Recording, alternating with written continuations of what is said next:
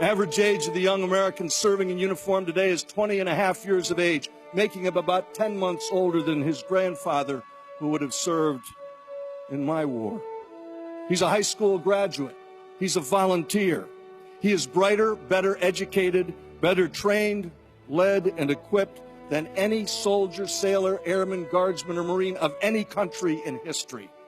He goes to work wearing an 8-pound Kevlar helmet, a 45-pound flak jacket, and today in Kandahar, it was 110 degrees, and he'll hike up those hills and walk back down them without complaining. He's been taught chemistry and physics and ballistics and avionics and electronics to operate and maintain the most sophisticated weapons and equipment ever designed by the hand and mind of man.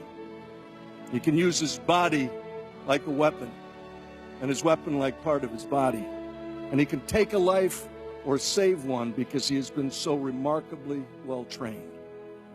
The images of the young Marines and soldiers and sailors and airmen going to Bible studies and religious services aren't staged.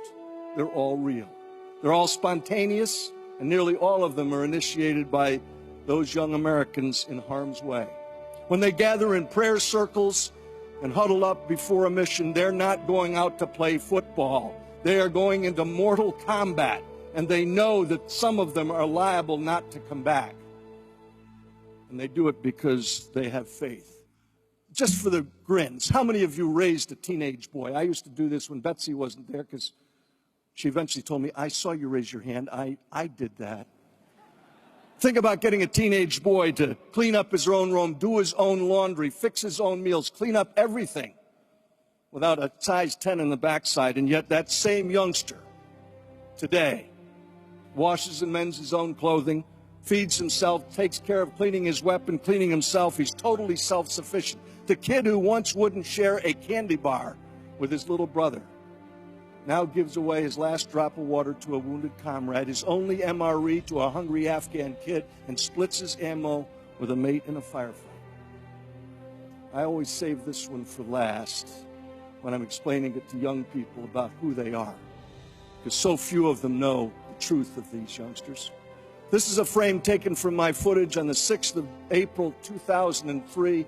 Baghdad is the smoke pall you see in the background. The Marine unit I'm with embedded is the van, the lead element of the attack on the eastern corridor.